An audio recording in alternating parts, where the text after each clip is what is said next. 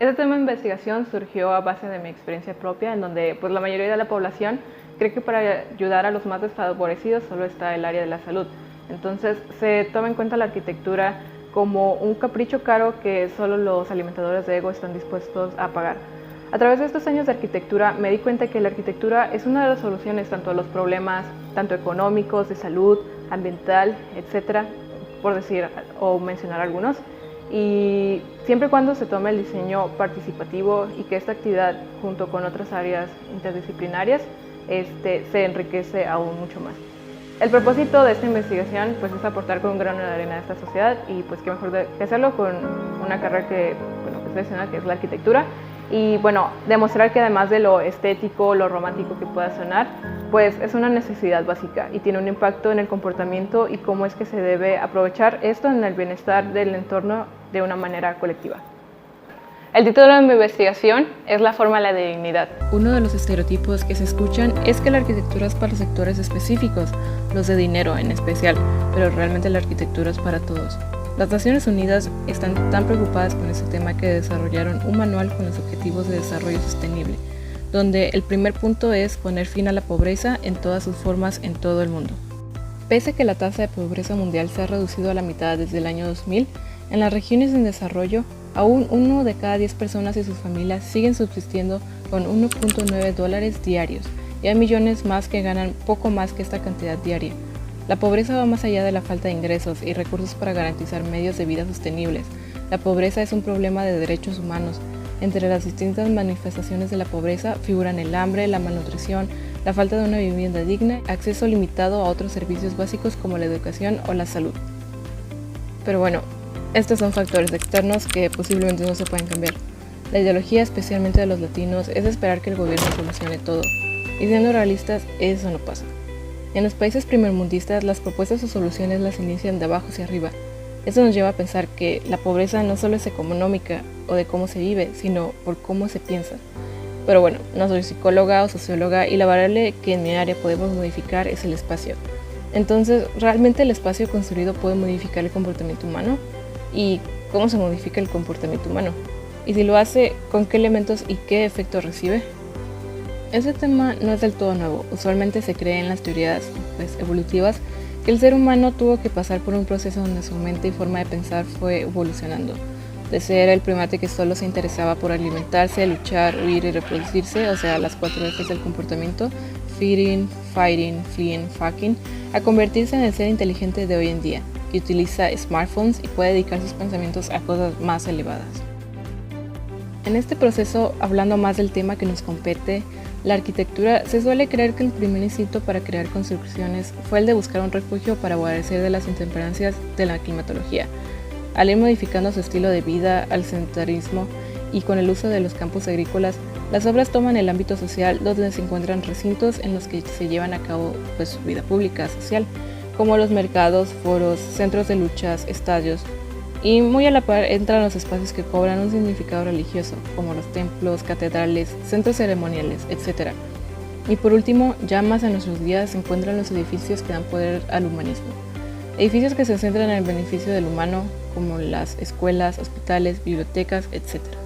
Esto se consideraba cierto hasta que se encontró un asentamiento humano que data de mucho antes de que los pobladores empezaran a utilizar la agricultura como medio principal de sustento y seguían sosteniendo palos para la caza.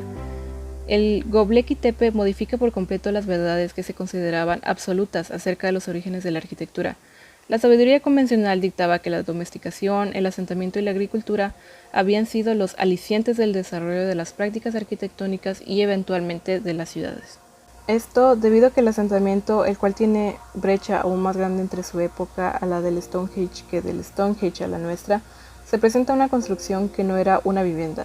Los pobladores no habitaban ahí, sino que se encuentran restos de animales, pinturas en las columnas talladas por ellos, restos de hogueras. Es muy probable que haya sido un lugar de peregrinaje que se construyó y reconstruyó durante cientos de años.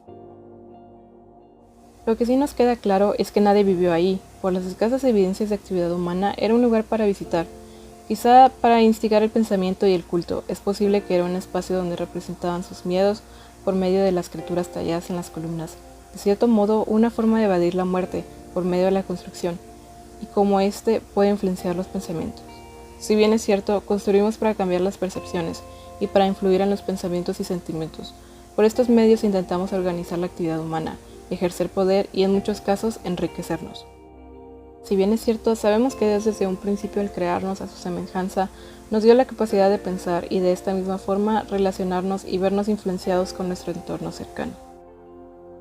Ahora bien, la arquitectura tiene demasiadas ramas, pero una que ciertamente tiene influencia en una mayor cantidad de personas es el espacio público, ya que en esta se mide la salud, seguridad, felicidad, etc. de una ciudad. Y eso nos lleva a preguntar, ¿qué es el espacio público? En la tesis de García del 2008 presenta el espacio público como aquel que representa el territorio de la ciudad, donde cualquier persona tiene derecho a estar o circular libremente. Existen diferentes dimensiones en este, como la físico-territorial, político, social, económico y cultural, cada una de ellas importantes, y su efecto propio en las dinámicas urbanas. También Jane Jacobs, una socióloga neoyorquina, habla de los 3 aspectos a considerar al momento de diseñar las calles y aceras. El primer punto es la demarcación entre lo público y privado. Segundo, debe de tener siempre ojos que miren a la calle. Y por último, la acera debe de tener usuarios casi constantes. Pero para este último, ya que nadie puede obligar a la gente a usar las calles si no tiene alguna razón para hacerlo, pues el requisito básico es que haya una buena cantidad de tiendas y otros establecimientos públicos desperdigados a lo largo de las aceras y de preferencia establecimientos flexibles que su uso sea tanto de día como en la noche.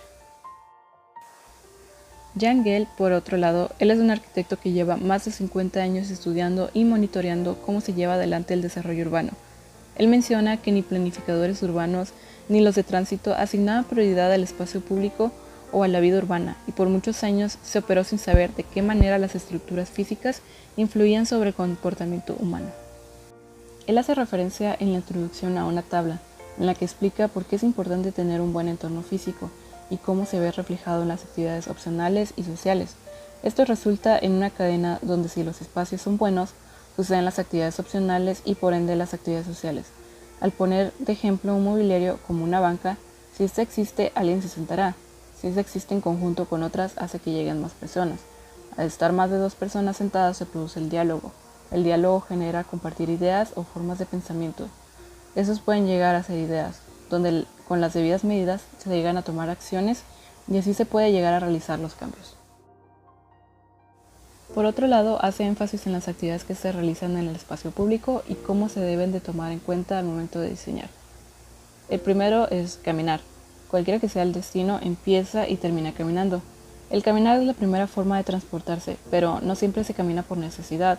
A veces es para dar un paseo o ver los alrededores o solo por caminar.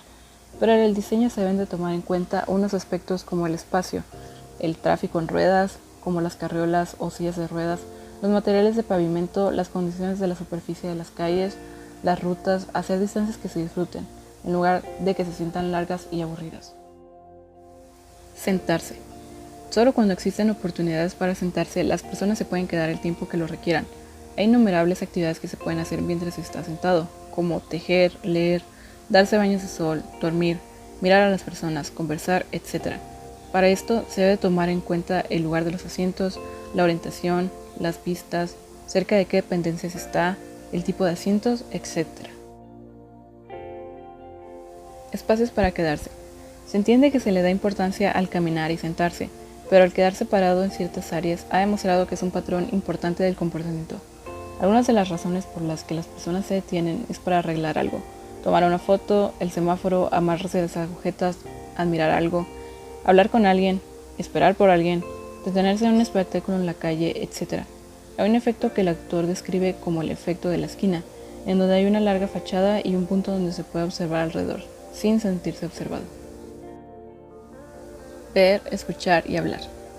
El ver a las personas dependerá si las calles son angostas o anchas, la cantidad de luz que se tiene, los puntos de vista, los objetos que se encuentran en medio, aunque no solo se puede observar personas, sino también eventos. Y los factores más importantes al considerar en esta acción son el campo de visión, que personas de todas las edades sean capaces de observar lo que sucede alrededor, la iluminación, etc. En el tema de escuchar se toma en cuenta el escuchar los pasos, los autos, las personas, agua, música, etc. Pero se debe tener cuidado para diferenciar el ruido con el sonido, cuidar que no exceda los 60 decibeles.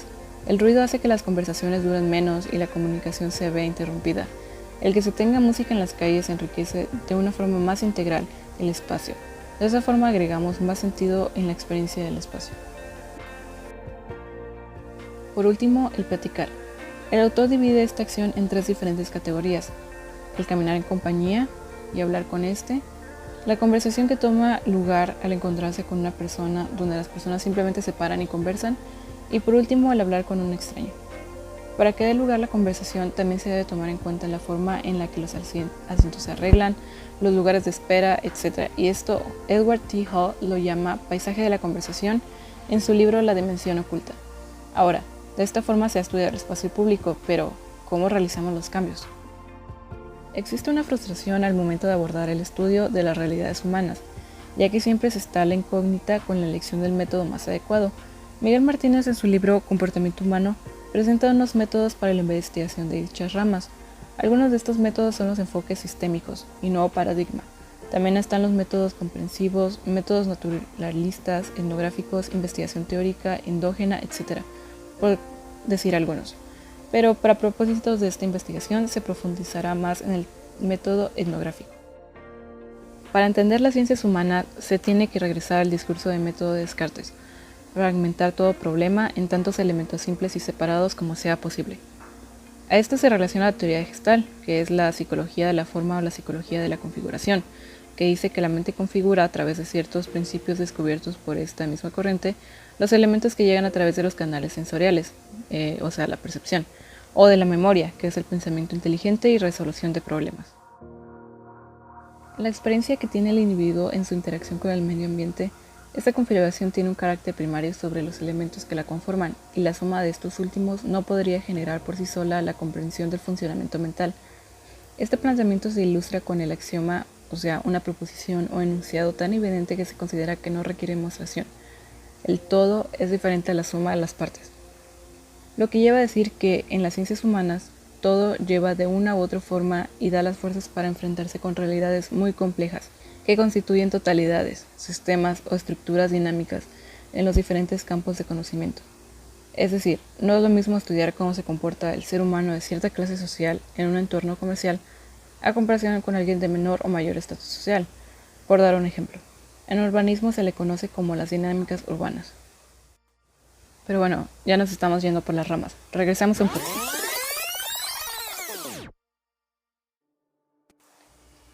Procesos cognitivos simples. Percepción. Proceso organizado de los datos que reciben los sentidos en el que influye la propia existencia y que permite captar los objetos y en general tener conciencia del mundo, visual, auditivo y emocional. Atención. Es la concentración del psiquismo hacia un estímulo determinado, por lo tanto implica la existencia de 2 elementos, un estímulo y una capacidad de concentración, distribución, estabilidad. Memoria. Facultad del cerebro que permite registrar experiencias nuevas y recordar otras pasadas. Aprendizaje, almacenamiento y recuerdo. Procesos cognitivos complejos. Pensamiento. Flujo de ideas, símbolos y asociaciones dirigidas hacia un objeto y que se expresan a través del lenguaje o a través de la acción. Lenguaje. Código de sonidos o gráficos que sirven para la comunicación entre los seres humanos. Inteligencia. Capacidad de pensar, entender, asimilar, elaborar información y utilizarla para resolver problemas. Estas definiciones pueden seguir un efecto llamado dominó, consecuencias que un hecho tiene sobre otro, generando que se repliquen los mismos sucesos, los que a su vez serán vueltos a observar en otros nuevos, en forma encadenada. Todo empieza con el espacio-tiempo en el que se está y la percepción que se tiene de este. Y esto se da por medio de los sentidos, lo cual hace ver las cosas de formas muy diferentes. Una vez percibido, da lugar la atención, por medio de ese estímulo que los sentidos dieron. Al concentrarse en algo, la memoria empieza a surgir efecto, recordando este efecto en el presente o en un futuro lejano o cercano.